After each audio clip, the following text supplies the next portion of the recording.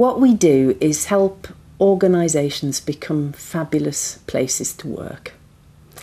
And we do that because when people love their work, when they feel valued, when they're having a great time, they get respect and they feel stretched, they love it. They just will love coming to work. And when somebody loves coming to work, they're going to put their best foot forward. They're going to do all they can to have that organisation be successful. What we're talking about with values is that they are shot through the company like Blackpool through rock. Your leaders and managers are living those values day by day by day.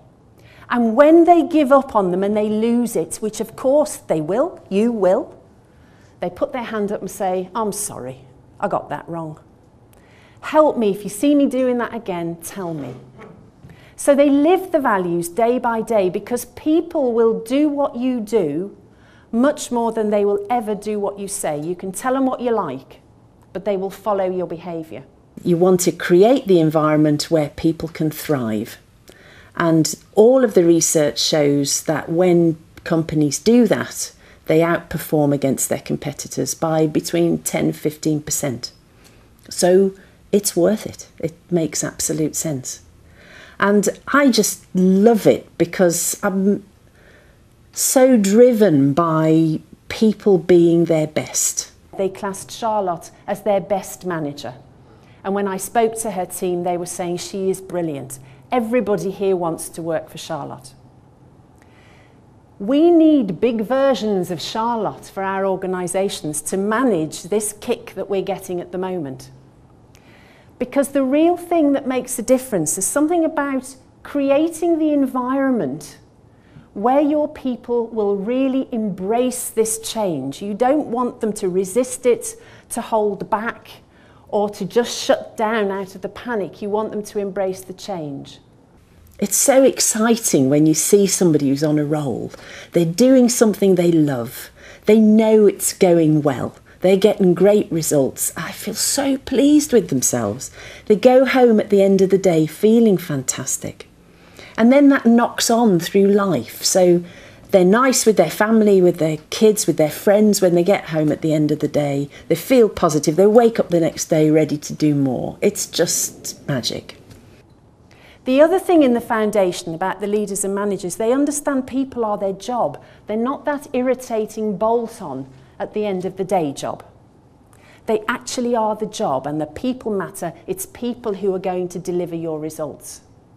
So you can imagine that if you get a culture where leaders and managers right through are behaving in that way, then everything else you do is going to go better. And in times like this where everything is rocking, if you can hold that foundation strong, your organisation will do so much better. Every team, every organisation must be having these conversations all the time, but particularly now. When we're coming out of a time of major challenge like we're in now, if you're not having these conversations, you're going to be one of the companies that will go down the tubes. Because these are the conversations that will really help you. And it's in a whole range of ways. Mark Davis, who used to be the head of the bike division in Honda UK, he'll have some other senior role now because they move their senior leaders around a lot. I met him when he was head of the bike division, and he said to me, every day somebody walks through that door with a good idea about how we can do something differently. It may be in their area, it may be somewhere totally else in the company, but if we don't create the environment where they're going to their leader and saying, what about we do things this way, then we just lose out.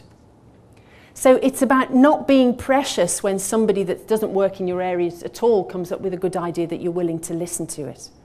Through to telling the truth to people who are behaving badly and not living those values.